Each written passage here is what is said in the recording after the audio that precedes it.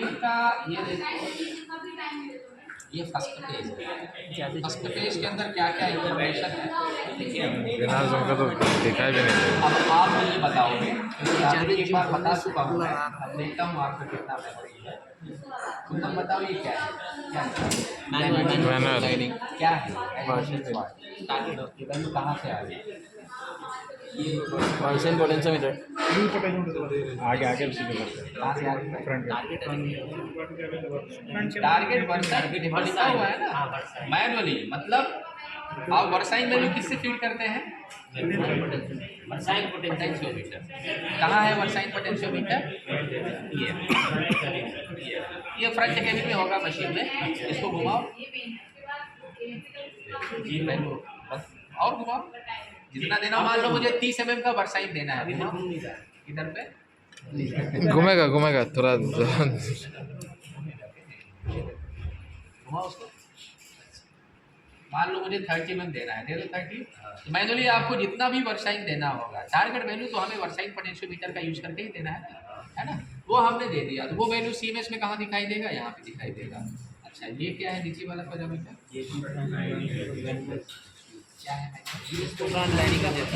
क्या है? अभी इसकी बात कर रहे थे, है ना। फ्रंट लाइनिंग एडजस्टमेंट इसको बोलता भी है, उसी को स्लू वैल्यू। कहाँ है स्लू पोटेंशियोमीटर? देख के बताओ,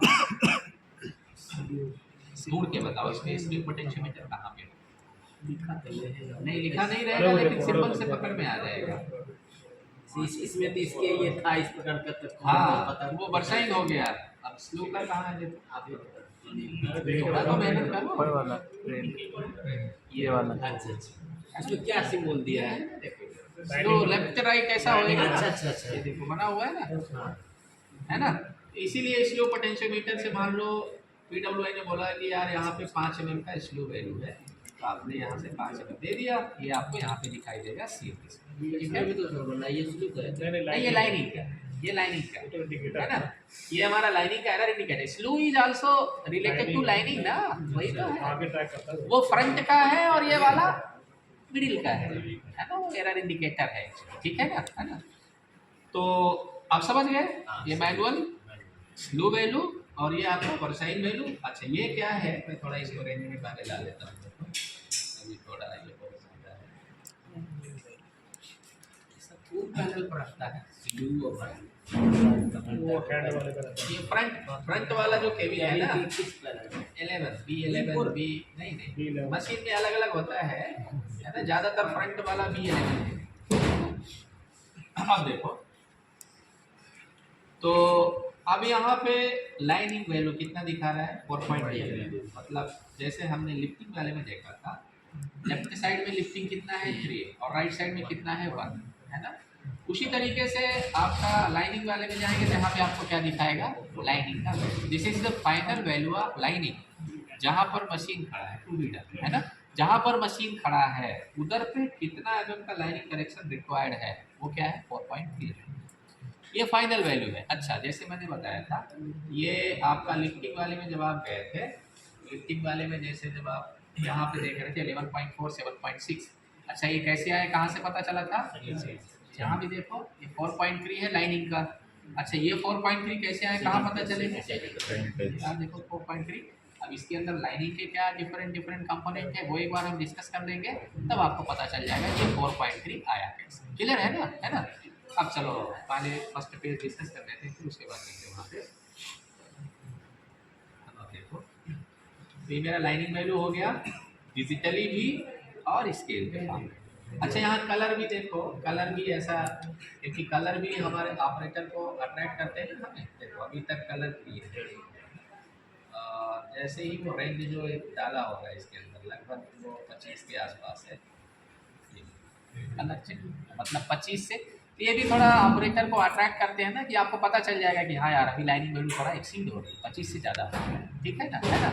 तो ये अप टू 25 mm तक ये कलर रहेगा, उसके बाद फिर आपका वो। अब देखो तो ये हो गया मेरा लाइनिंग का वैल्यू। अच्छा ये क्या है बताओ?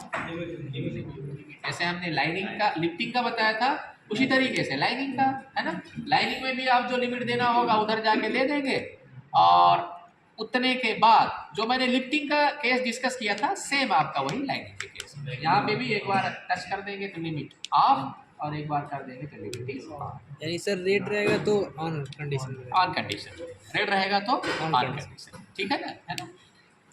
ये तो बता ही चुका हूँ, रैम्पिंग ट्रेंड है, दोबारा से बताने का जरूरत नहीं है।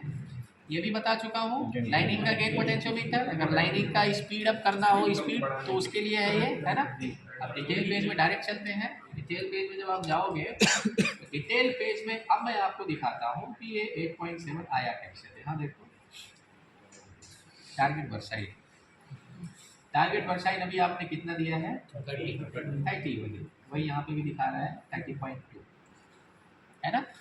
तो आपने जब टारगेट वर्साइल 30, अच्छा यहाँ देखो डैश डैश वर्किंग पोजीशन, है ना।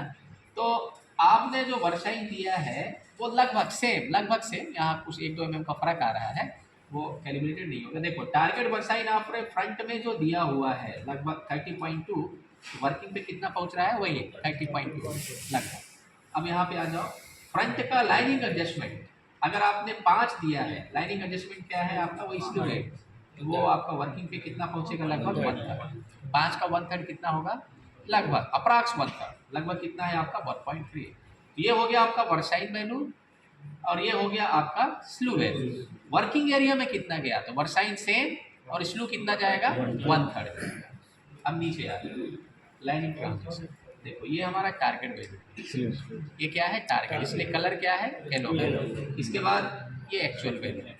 लाइनिंग ट्रांजिशन यहाँ पे जो भी वैल्यू मेजर करेगा वो यहाँ पे आपको दिखा देगा। अभी देखो अगर आपका मशीन बिल्कुल पक्का ट्रैक पे होगा और आपका कॉर्ड वायर अगर लाइनिंग ट्रॉली के बिल्कुल सेंटर से जाएगा, ये क्या वैल्यू बताना चाहिए 0, बिल्कुल आपको 0 बताएगा। मैं मान लो 1-2 में ये 0। अगर लाइनिंग ट्रॉली डिस्टर्ब लोकेशन में जाएगा, कुछ वहाँ पे एरर होएगा, तो कितना एरर है देखो यहाँ, ये लाइनिंग ट्रांजिशन है, ये आपका मशीन का लाइनिंग ट्रांजिशन है। अच्छा ट्रांजिशन बताऊंगा यार, शायद अभी क्लास में हुआ नहीं है ना, हो गया ना, बल्लू मैडम ने बता दिया होगा, है ना। तो लाइनिंग ट्रांजिशन कैसे काम करता है ये आपको पता ही है। तो वहां से जब कॉर्ड एकदम सेंटर पे होगा तो 0, लेफ्ट साइड डिफ्लेक्शन होगा या राइट साइड डिफ्लेक्शन होगा डिपेंडिंग अपॉन द एरर, है ना। तो एक तरफ होगा तो या तो पॉजिटिव में बताएगा और दूसरी तरफ जाएगा तो क्या बताएगा नेगेटिव। क्लियर है ना। तो ये लाइनिंग ट्रांजिशन आप फील कीजिए कि आपके मशीन में लाइनिंग ट्रांजिशन है। अब यहाँ मशीन तो है नहीं, ये तो सिमुलेटर है, तो यहाँ पे मैं आपको ये वैल्यू मैनुअली करके बता रहा हूँ, बट मशीन में ये वैल्यू ऑटोमेटिकली आएगा, है ना। मशीन जब ऐसा जाएगा, जब वो आपका मैकेनिकली डिस्प्लेस होएगा आपका लाइनिंग ट्रॉली, उसके अकॉर्डिंग ये वैल्यू आपको यहाँ पे बताना है। क्या अरे नहीं, इसका मतलब लाइनिंग ट्रांजिशन की वैल्यू 0 होगी, इसका मतलब ये भी 0 पे हो ऐसा जरूरी नहीं है, क्योंकि लाइनिंग की ये जो वैल्यू है ना, this is the final value, वो सारा वैल्यू इंक्लूडेड है उसके अंदर, including this lining transition value. समझ गए मैं क्या बोल रहा हूँ। देखो लाइनिंग ट्रांजिशन तो है ही, मैं समझ गया आपका क्वेश्चन। आप ये बोल रहे हो कि जब मैं ये 0 करूँ, देखो चलो मैं इसको 0 कर देता हूँ। इनका क्वेश्चन ये था कि अगर मैं ये 0 कर देता हूँ तो ये 0 पे क्यों नहीं आया।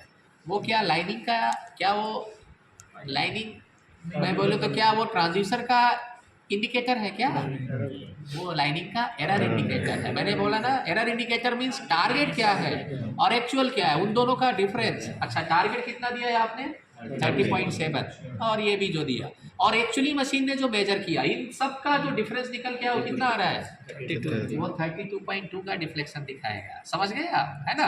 वो ये मत सोचना कि वो 0 होगा तो वो भी 0 हो जाएगा। क्लियर है, अभी क्लियर है ना, है ना। अब देखो तो लाइनिंग ट्रांजिशन का वैल्यू मैं कुछ भी ले लेता हूँ, वो तो ट्रैक का आपका जो भी कंडीशन होगा, मान लो मैं 11.6 ले लेता हूँ। अब देखो, अब मैनुअल लाइनिंग करेक्शन, ये क्या है मैनुअल लाइनिंग करेक्शन, हाँ मतलब ठीक है वही है। कौन सा वैल्यू कहाँ से आएगा, पोटेंशियोमीटर से, है ना। यही वाला जो करेक्शन पोटेंशियोमीटर है, ये बताया था ना। लिफ्टिंग में 2 होता है और लाइनिंग में 1 है। देखो ये 5 mm मैक्सिमम इधर और ये -5, ये करेक्शन पोटेंशियोमीटर याद ही रख लो। ये सब मशीन में होता है, 2 लाइन लिफ्टिंग का और 1 लाइन, क्योंकि लिफ्टिंग 2 सर्वो वाल्व है और लाइनिंग का 1 सर्वो वाल्व। लिफ्टिंग का दो, एक left rail and right rail, lining तो एक ही रेल पे करते हो ना आप, है ना, इसीलिए एक ही पोटेंशियोमीटर दिया हुआ है। लिफॉर्म के लिए ये दोनों बना है ये और लाइनिंग के लिए ये क्लियर है ना? इसका बोला तो हमेशा घुमाते रहते हैं नहीं, ये गेन पोटेंशियल, गेन ये और लेफ्ट साइड है ये भी गेन गेन पोटेंशियल, नहीं होगा तब पता ये लिफ्टिंग का है और ये लाइनिंग। अच्छा लाइनिंग के बगल में तो लाइनिंग का गेन पोटेंशियल हाँ, yes, और ये क्या है लिफ्टिंग का बगल में है तो लिफ्टिंग का। यहाँ देखो सिंबल भी बना है, देखो हाँ इसका सिंबल सब बना रहेगा। देखो लिफ्टिंग का सिंबल है, ये किसका सिंबल है? हाँ लाइनिंग का क्लियर है ना? गेन अभी क्लियर है ना? सर कौन सा इंडिकेटर देके करेक्शन करेंगे? कुछ पूछ रहे हो क्या? हाँ सर, क्या कौन सा इंडिकेटर देके वो करेक्शन करेंगे लाइनिंग पर? यही बात, यही हमारा मतलब मेन इंडिकेटर, एरर इंडिकेटर यही है। इसी को ऑपरेटर हमेशा देखता रहता है और ये हमेशा कहाँ रहना चाहिए? जीरो पे। अगर जीरो पे नहीं है इट मीन्स एरर है। अभी जैसे यहाँ पे है तो ये तो बहुत ही ज़्यादा एरर है ना? ये लगभग देखो यहाँ पे कितना है, 49 है ना? ये पूरा नीचे गिरा हुआ है, बहुत ज़्यादा एरर है, इतना कभी होएगा नहीं। ठीक है, अब देखो तो ये हो गया। सेकंड पेज में चलता हूँ, ठीक है? सेकंड पेज में जब आप जाओगे सेकंड पेज भी बता, इधर देखो मैनुअल लाइनिंग करेक्शन 5। अच्छा, अब इसके बाद देखो सिस्टम ऑफसेट सेम। मैंने बोला था ना जैसे लिफ्टिंग में जब आप गए थे तो सिस्टम ऑफसेट था, तो जब आप लाइनिंग में भी आपको ले चलूँगा ना तो लाइनिंग के अंदर भी सिस्टम ऑफसेट का एक कैलिब्रेशन। देखो ये actually wear and tear of wheel ही है। जैसे हमारा लाइनिंग का ट्रॉली होता है ना, लिफ्टिंग का, दोनों में है ना, उधर फिलर रॉड वगैरह सब है। तो मतलब कहने का ये है कि जब मैं ये एक तरीके का ये आपका मैकेनिकल कैलिब्रेशन, ठीक है ना, वो जो उसके अंदर कुछ वियर एंड टियर होगा उसको हम इस सिस्टम ऑफसेट के अंदर क्या करता है, कैलिब्रेट करता है। वो जब मैं जाऊँगा तो बताऊँगा अलग से, कैलिब्रेशन वाले पार्ट में आपको याद दिलाऊंगा। और एक बार करेंगे इसको 46 नहीं वो कांस्टेंट हो गया। वो चेंज तभी होगा जब आप वो कैलिब्रेशन करेंगे। वही तो मैंने बता रहा हूँ कि कैलिब्रेशन में जब जाऊँगा तब बताऊँगा, तब आपको वो समझ। ठीक है, अभी इस पैरामीटर को दिमाग से निकाल देना, है ना? सिस्टम ऑफसेट का कैलिब्रेशन, ये हमारा एक कैलिब्रेशन है। देखो मैं आपको दिखाता हूँ, जब आप इसके अंदर जाओगे सिस्टम ऑफसेट का कैलिब्रेशन यहाँ से चेक देखो, यहाँ से जब मैं जाऊँगा ये कुछ वैल्यूज यहाँ पे आ रही है, ये जब मैं कैलिब्रेट करूँगा वो कैलिब्रेटेड वैल्यू ही उधर जाके रिफ्लेक्ट। अच्छा, क्लियर है ना? तो एक बार हमने कर दिया तो वो तब तक बना रहेगा जब तक कि मैं नेक्स्ट कैलिब्रेशन नहीं करूँगा। अभी क्लियर है ना? है ना? ये मेरा हो गया सिस्टम ऑफसेट का। उसमें सर डाटा कैसे फिट करेंगे? उसमें कौन सा उसमें डाटा? डाटा फिट कर किया जाता है कैलिब्रेशन में कुछ? नहीं, वो मशीन को चलाना होता है। हाँ सर, वही चला गया। चलाना है मशीन को, जीरो ट्रैक पे चलाना होता है। मैं बताऊँगा ना, है ना, बताऊँगा। वो एक्चुअली 100 मीटर के ट्रैक पर मशीन को चलाना होता है। हाँ सर। वो डेटा अपने आप ले लेगा, जीरो ट्रैक, है ना? जब आपका पक्का ट्रैक होगा उधर चलाएंगे तो मशीन के पास मेजरिंग सिस्टम है, वो डेटा लेता जाएगा, फिर उन सबका एक इंटीग्रेटेड मीन वैल्यू निकाल के वही उधर जाके कैलिब्रेट करेगा। वो बताऊँगा मैं, कैलिब्रेशन का पार्ट है, अभी इधर मत उसको लाओ, है ना? ठीक है ना?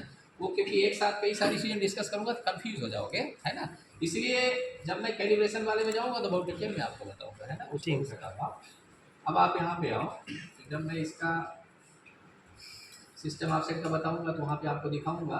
अच्छा, लाइनिंग रिकॉर्डिंग वैल्यू को लेते ये पूरा ग्रीन वैल्यू का सब 11 + 5 + ये पूरा 17.2 है ना? अब देखो नीचे वाला देखो, सुपर एलिवेशन करेक्शन।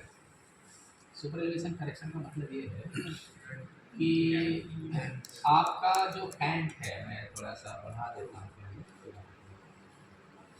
ऐसा देखा गया है एक्सपेरिमेंटली कि 140 mm तक का जब कैंट होता है तो लगभग 2 mm का लाइनिंग दे रहा है 140 के कैंट, है ना? देखो मैं दिखाता हूँ, तो 140 पे 2 mm का आएगा तो 70 पे कितना आएगा 1 mm। तो देखना यहाँ पे, ये देखो ये कैंट की वैल्यू है, मैं बढ़ा रहा हूँ यहाँ से। देखो ये पेंडुलम है यहाँ से, जैसे देखो लगभग अभी 0.9 है, जैसे ये 70 के आसपास जाएगा देखो, है ना? और 70 फिर मैं जाऊँगा 140 के आसपास, तो ये अब कितना हो जाएगा लगभग। तो ऐसा देखा गया है कि लगभग जब आप हाई कैंट पे लगभग 140 के कैंट पे काम करेंगे तो 2 mm का लाइनिंग एरर उधर इंट्रोड्यूस होता है, क्योंकि मशीन ऐसा होगा ना उधर, है ना, ट्रॉली पे, है ना, प्रेशर पड़ेगा तो उसकी वजह से जो कॉर्ड थोड़ा सा शिफ्ट होएगा, तो वो जो एरर है उसी एरर को न्यूट्रलाइज करने के लिए अब देखो ये कंट्रोलर है, ये क्या करेगा, इधर मैंने अभी बताया ना, ये रहा आर कंट्रोलर और ये क्या है आपका यू कंट्रोलर। अच्छा इस टाइम पे कितना करंट वैल्यू चल रहा है आर कंट्रोलर को कौन बताएगा, बताया ना, आर कंट्रोलर इधर है। अच्छा जैसे ही आपका मशीन करंट पे जाएगा मतलब जीरो पे रहेगा तब तो दिक्कत नहीं है, वो तो जीरो भी बताएगा। अब मान लो कि 60 mm करंट पे गया, 70 mm करंट पे गया, ये इधर से करंट बस के थ्रू डाटा बेस के इसको बता देगा कि यार इधर पे अभी 70 का करंट है।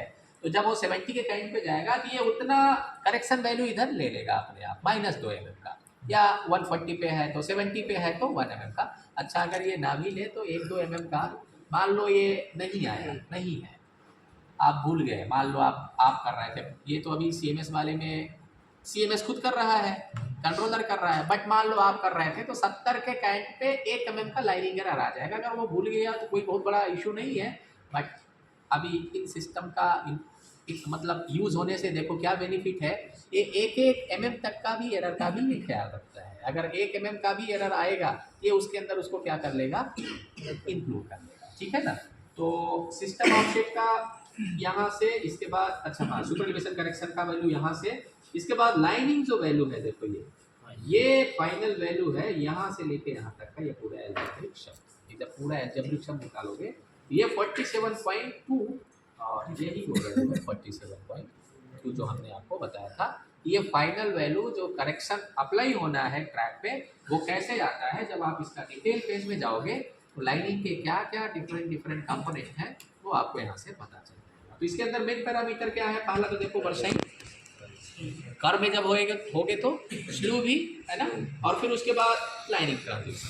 बाकी ये वाला जो करेक्शन पोटेंशियोमीटर है, अगर आपका मशीन पक्का है सब कुछ ओके है तो ये लगभग 0 पे ही रहेगा, बट अगर आप कुछ देंगे तो यहाँ पे आपको दिखाई देगा।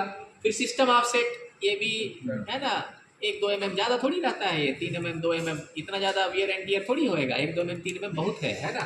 तो ये इम्पॉर्टेंट तो है, बट मैं मेन पैरामीटर की बात करूँ अगर इसमें यही ऊपर के 3 क्लियर है ना, उसी के बेसिस पे ये क्या वैल्यू होना है ये आपको। अच्छा उसके बाद देखो आप कौन से 3 पॉइंट में काम कर रहे हैं या 4 पॉइंट में, ये देखो आपका 3 पॉइंट और 4 पॉइंट का सेलेक्ट कर लीजिए, इसको ऑपरेट करो, राइट साइड कर दो, इधर देखो 4 पॉइंट है ना, तो आपको CMS में भी दिखाएगा कि आप कौन से 3 पॉइंट में काम कर रहे हैं या 4 पॉइंट में। अच्छा जैसे ही आपने 4 पॉइंट डाला अभी 3 पॉइंट पे कीजिए उसको, यहाँ से देखो एक वैल्यू अभी बन गया, अभी देखो लाइनिंग ट्रांजिशन फिर डालिए, क्योंकि 4 पॉइंट में मेजरिंग ट्रांजिशन का भी रोल आ जाता है ना, 3 पॉइंट में उसकी वैल्यू क्या होती है 0 होती है, इसलिए वो यहाँ पे इंक्लूड ही नहीं किया। जब आप 4 पॉइंट में जाएंगे तो 4 पॉइंट में आपका वो जो पीछे वाला ट्रॉली है वही हम टारगेट वैल्यू 4 पॉइंट के केस में थोड़ी देते हैं, वो तो आपका जो S2 और S1 वैल्यू है उसी का रेशियो निकाल करके वो मेजर करता है, इसीलिए यहाँ पे मेजरिंग ट्रांजिशन का भी रोल आ गया। बट 3 पॉइंट के केस में वो वैल्यू क्या होती है 0, क्लियर है ना 3 पॉइंट कर दीजिए। तो 3 पॉइंट और 4 पॉइंट यहाँ पे दिखा देगा, और साथ ही साथ सैटेलाइट का पोजीशन क्या है वो भी इधर आपको बताता जाएगा, भाई सैटेलाइट अपने 0 पोजीशन से कितना आगे है कितना पीछे है वो दिखाता जाएगा। तो ये मेरा सेकंड पेज के अंदर क्या क्या इंफॉर्मेशन था, इसके अंदर कोई डाउट है तो बताओ। सैटेलाइट के लिए भी स्विच नहीं है, सैटेलाइट का स्विच नहीं है, सैटेलाइट जब मूव करेगा सैटेलाइट का ट्रांसड्यूसर है वो ये है। अब यहाँ तो मशीन है नहीं, ये देखो ये अच्छा उससे चेंज होगा, देखो है ना, जब मशीन ऐसा आगे सैटेलाइट ऐसा आगे पीछे जाएगा ना तो ट्रांसड्यूसर लगा होगा, उसका कॉर्ड वायर ऐसा शिफ्ट होएगा, वहीं से ये वैल्यू क्या होगी चेंज होगी। जैसे हमारा टैंपिंग रीड का था ना, टैंपिंग ऐसा ऊपर नीचे जा रहा था तो वो कॉर्ड का लेंथ ही तो चेंज हो रहा था, पोटेंशियोमीटर का बाइपर चेंज होगा, वहाँ से वो पोजीशन मेजर कर लेगा कि एक्चुअल में क्या पोजीशन पर अभी है, क्लियर है। तो इसके अंदर अगर कोई डाउट है तो बताओ, नहीं तो फिर आगे चलो। स्लू लाइनिंग में देखो यार, slew lining is done on the basis of versine value. हमारा वर्साइन वैल्यू जो है, अगर आप स्लू की बात करोगे तो फ्रंट का लाइनिंग एडजस्टमेंट ही है, एक कापी दोगे तब बताओ।